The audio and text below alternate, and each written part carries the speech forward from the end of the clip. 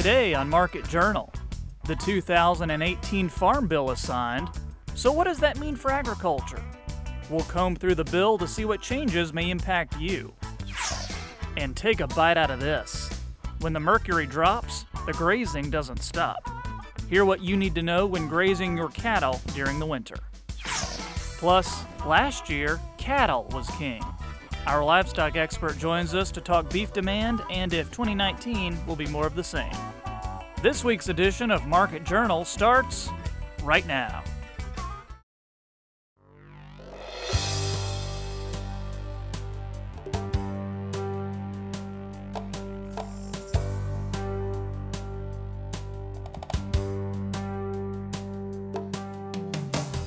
Market Journal, television for agricultural business decisions, is a presentation of the University of Nebraska-Lincoln's Institute of Agriculture and Natural Resources.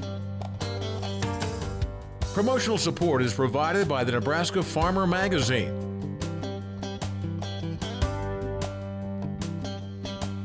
Hey everybody, I'm Troy Moling and thanks for joining us today on Market Journal. We've got another jam-packed show and we'll kick it off with a story that impacts a lot of people watching, and that's the Farm Bill. It was a long road to get here, but President Donald Trump signed the legislation shortly before the calendar turned to 2019. The Farm Bill, of course, helps in shaping agriculture from the field to the dinner table over the next 5 years. To help make sense of the new Farm Bill, we called in UNL ag economist Dr. Brad Lubben. As we see the new Farm Bill now finally passed and awaiting implementation, we think it looks pretty familiar with what we've had before, with the ARC and the PLC program still continuing. But even there, we see some changes that will have to be implemented, some changes to the ARC formula, some changes to the reference price and the payment yields on the PLC side, both of which will affect the producer and the decision to be made here this spring over sign up in the new bill. And some folks in particular, Iowa Senator Chuck Grassley, he was critical of the expansion of federal subsidies for cousins, nieces, nephews of farmers, even if they don't work on the farm. Do you see a problem with that? Well, we saw several proposals addressing payment limits and payment eligibility that are often brought up almost annually in appropriations and other debates, but certainly every Farm Bill cycle. All of those really did end up on the wayside. The one proposal that did make its way through wasn't to tighten limits, you're right, it was to expand them. We currently have program rules where siblings are considered family for obvious reasons, and thus a family operation of siblings is eligible for payments under different rules than non-family members. But when that operation goes first from maybe parent to children and the siblings are farming together and now the siblings are moving it on to the next generation, well, those are no longer technically family in the old definition. Nieces, nephews, and cousins would be outside the definition of family and much tighter rules relative to eligibility and contributions on the farm. This loosens that rule so that the third generation is effectively still part of the same family operation. To the extent it keeps family operations together as a family entity and a family unit, then this helps family operations continue to succeed through successive generations. To the extent that this loosens the eligibility rule and makes more off-farm heirs part of the farm operation for payment purposes, it does stretch out the current payment eligibility, but it's a sort of a philosophical debate about whether this is or isn't sort of growing the family beyond the core unit. And dairy farmers, they're getting some extra protection in the bill too. Thoughts on that? There was a huge push to reform dairy policy relative to the last Farm Bill. The last Farm Bill introduced the Dairy Margin Protection Program, protecting a feed price minus, or a milk price minus feed cost margin. But there wasn't particular substantial sign-up for the program under the last bill. There wasn't much satisfaction with how the bill actually worked and how the program operated. There were changes early in 2018 to that existing program to try and make it a bit more appealing to producers. There were substantial changes in the Farm Bill now finally at the end of 2018 that actually renames the program. It's no longer the Margin Protection Program, but it's the Dairy Margin Coverage Program. But it's still effectively a milk price minus feed cost program. Lower premiums for smaller producers up to 4 million pounds of milk a year. Substantial increases in sort of affordability and attractiveness of the program. So a big win for dairy all around. Also, the bill introduces some permanent funding on some things that just had temporary funding in the past, things like organic farmers or organic farming, training new farmers, things for veterans, minority farmers. Could you speak on that a little bit? Well, we typically saw that a farm bill, we first tend to focus on the commodity programs, the crop insurance programs, the conservation programs, and of course the nutrition program. All those together are typically about 99% of the total. So all of the other titles, while substantially important to a particular interest or area, are a relatively small part of the bill. It's been easy to sort of gloss over those and say, yes, we continue to provide support in different ways.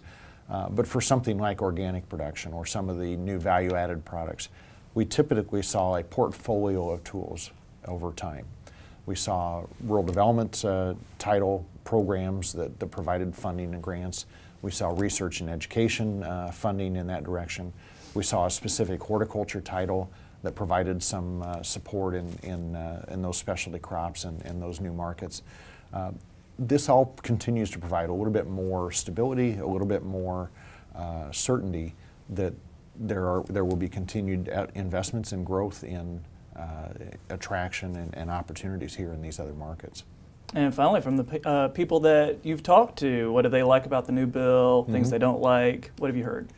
Well, from the commodity interests that we typically hear from, having a very familiar program between ARC and PLC going forward, maintaining the status quo was sort of what was expected going into the bill, and so we know what we have coming out. But the new decisions are critically important to producers, and so having a new choice is certainly a real plus here. You're not locked into the same decision you made back in 2014. You have a new decision coming up here in 2019. And in fact, as the way the commodity program was written, there's a new decision in 2019 that covers the 19 and 20 crop years. And then starting in 2021, there will be a new decision every year. So we no longer have the potential buyer's remorse or regret over what we chose or didn't choose. Eventually, it'll be an annual decision with perhaps more informed opportunities to decide which program works best. And here's another thing that has people talking. The new Farm Bill legalizes the growing of industrial hemp. Now, hemp had been part of the Controlled Substances Act due to the relation to its more notorious cousin, marijuana. Proponents of hemp point to its medicinal benefits and its use in making things like paper, clothing, and building materials. Now, unlike corn or soybeans, cattle have to be tended to year-round. But just because it's cold outside, your animals can still be successfully grazed on dormant winter forage. But there are some important things you need to know. University of Nebraska Range and Forage Specialist Dr. Mitch Stephenson joined me to discuss a few things to consider to keep your cows healthy during the winter months. A lot of producers are realizing that year-round grazing is benefit economically, and the cattle can do very well grazing year-round, including winter grazing. And here we are in the middle of our winter grazing season right now. And so there's been a lot of questions about how to best manage my winter grazing. How does this affect subsequent year production and sustainability of my grasses? There has been quite a bit of research looking at the season of grazing, the season of grazing is one of the foundational principles of grazing management, along with appropriate stocking rates as well as distribution of cattle across the landscape, or how they graze across the landscape, and so season of use. And so typically in the wintertime, the grasses that we see above ground are typically what has grown the previous year. It's dormant. Most of the carbohydrates have been translocated to the crowns of the roots, and so the quality of the grass is often not nearly as good as when it's growing during the growing season. And so, for example, winter forage quality might be less than 5% crude protein, whereas during the growing season it's substantially higher. And so this 5% crude protein is probably not enough to meet the needs of cattle during this time. And so with proper supplementation, cattle can utilize this forage. So it really is remarkable how cattle can utilize relatively low quality forage and still do very well with the proper supplementation. Gotcha. So can you talk to us about the best time of year for grazing and how grazing during the winter time is going to impact things as it gets warmer? First off, to answer that question, we need to think about what type of grasses we have out there. And so there's a lot of variability across Nebraska in the type of grass species that you'll see. But typically we break it down into functional groups. So are they cool season, meaning that they typically grow, put most of their growth on in May and early June, or are they warm season where they put more of their growth on in July and August. And for example, in the sandhills, we have about a mixture of about 40% warm season grasses and about 30% cool season grasses by weight of the total production. And so understanding what types of grasses you have out there really has an influence on that. And so when you know that, you can kind of make some better plans. So with our warm season grasses, we know that when they're in that elongation phase, so in July and August, when they're really putting a lot of energy to growing, that's typically the most detrimental time to graze. For our cool season grasses, some of our research conducted in the sandhills has shown that fall grazing can actually have a negative effect on some of our cool season grasses. Whereas here in the wintertime, typically grazing doesn't have a really strong influence on subsequent year production or sustainability. So it's probably the least detrimental time to graze on some of our rangelands. So as far as adequate forage, and I think you touched on that earlier on in the interview, what do producers need to know here? And maybe what are some things that would make a farmer say, maybe let's not graze here anymore this season? What can you tell us? Sure. And so the big thing is to make a plan and to really have a good idea of what your pastures can support. And then when you have that plan in place, every year is going to be a little bit different because of our precipitation variability that we have in Nebraska and across the Great Plains. And so really having a plan in place, and then visual observations. Typically you want to leave enough plant material so that photosynthetic process can keep going after you leave. Mm-hmm. And so typically we recommend 3 to 4 inches of stubble height on some of those grasses, and then allowing adequate time for those grasses to recover before you come back into a pasture. And also, to wrap it up, we have that general rule of thumb of take half, leave half. Could you remind us what that means and how that applies to winter grazing? Yeah, absolutely. So the take half, leave half, that general rule of thumb is based on some science that was conducted quite a while ago as where they come to this. But by leaving enough plant material above ground, it allows there to not be a reduction in the root biomass below ground. And so they looked at several different percentages of clipping and grazing on some of these species, and that's kind of what they determined with that. In the wintertime, you can take a little bit more typically. However, you still want to leave enough for cover. I mean, really having enough litter and standing biomass out there is important for erosion control, keeping your ecosystem healthy, and also a lot of that standing dead material ends up providing really good wildlife habitat for a lot of our birds and other species. Great information there. It's time now for this week's trivia question, and I had a good conversation with Brad earlier in the show about the new Farm Bill, and that's the subject of today's question. So here we go. Who was president when the first Farm Bill was passed? Was it Woodrow Wilson, Calvin Coolidge, FDR, or was it Harry Truman? Make your guess, and I'll have the answer after Al's forecast. On to the markets now, and there are several things we've got to discuss with today's analyst.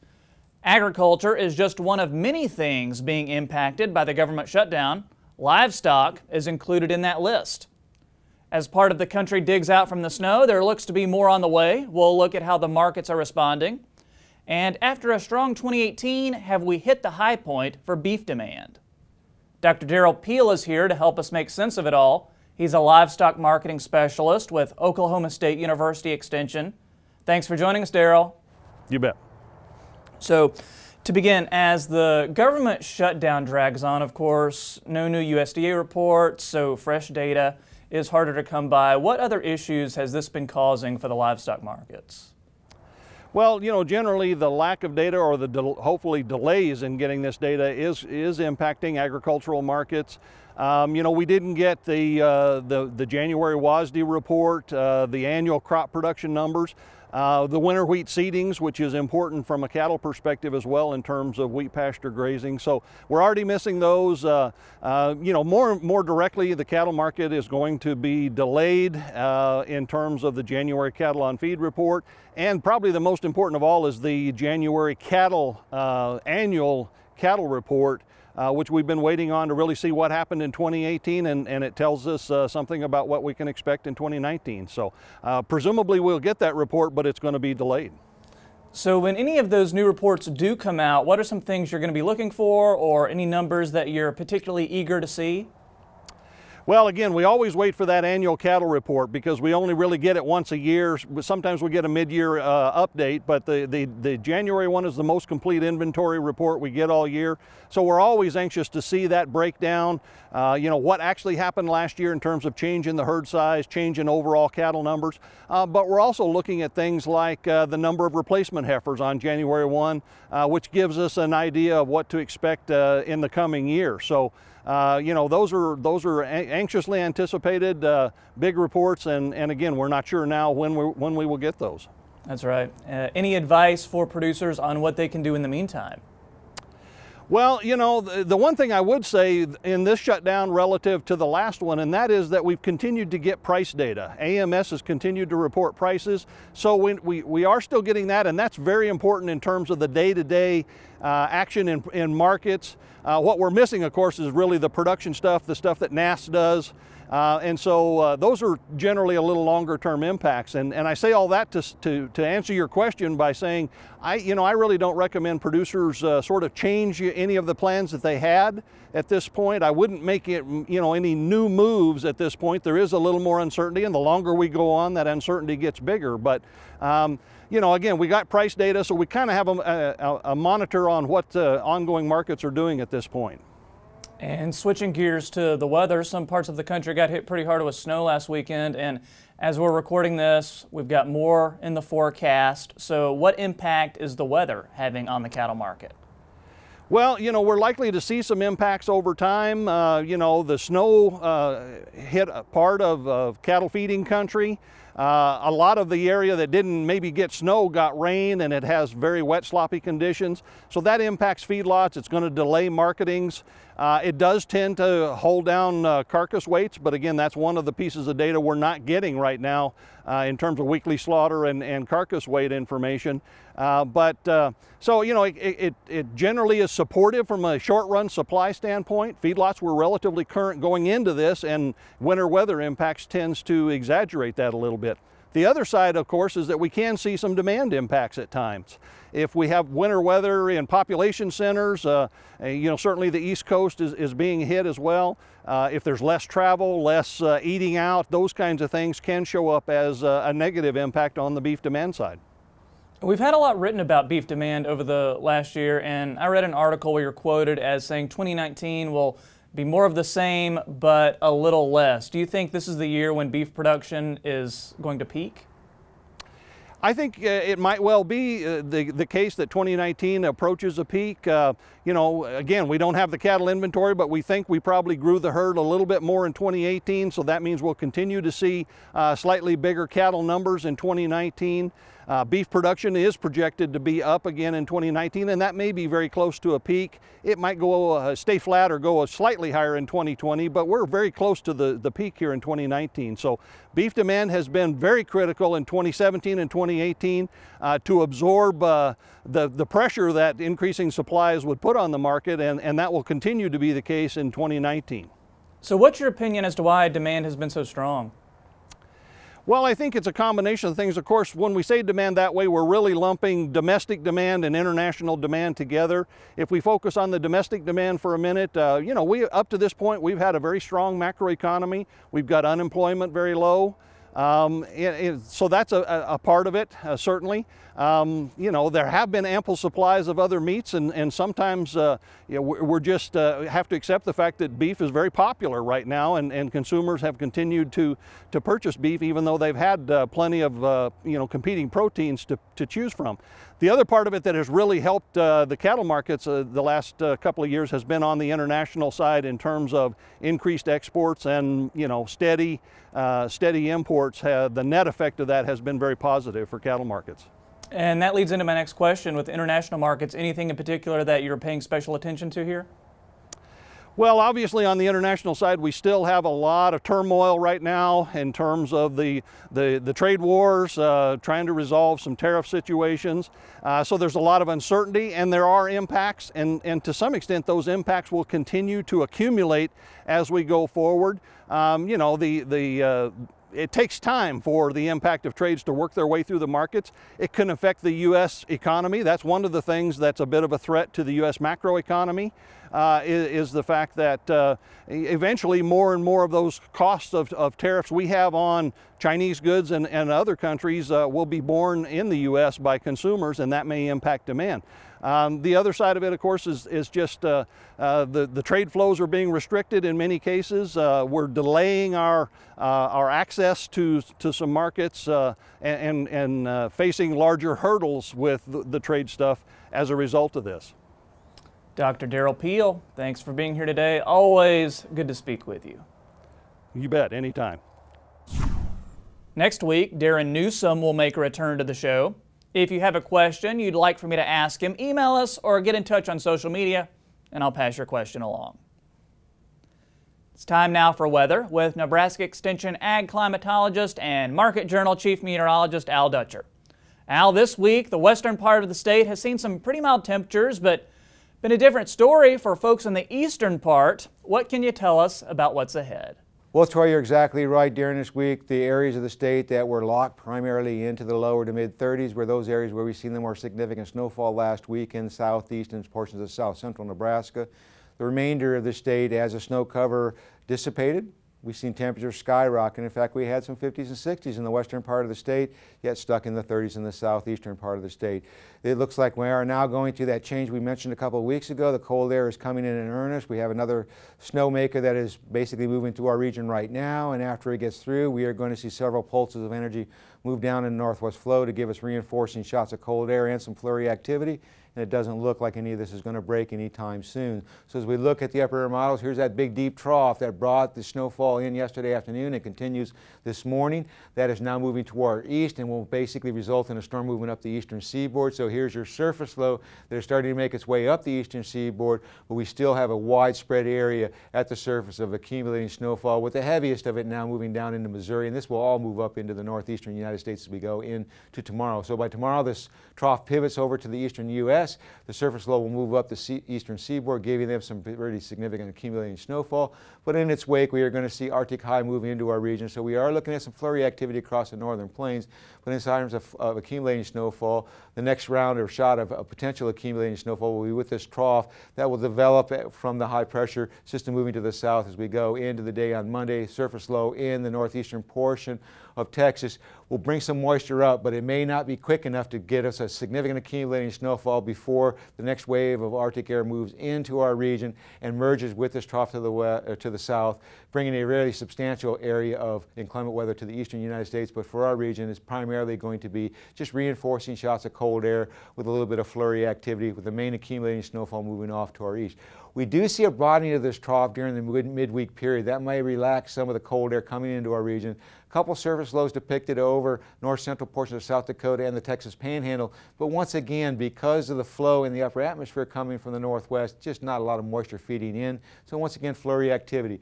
Then on Tuesday, we see some energy split off from this trough to the southwest as high pressure comes back into our region, another reinforcing shot of cooler air. That will spread some flurry activity across the northern parts of the United States, but more importantly, we'll pay attention to this trough as it starts to move toward the east. And with this energy coming in the northwest flow, we are going to see a merger of these two areas somewhere just to the east of Nebraska. So that may save us from some real significant accumulating snowfall in our region, although we will see some flurry activity. It looks like the primary beneficiary of this inclement weather will be well to our east.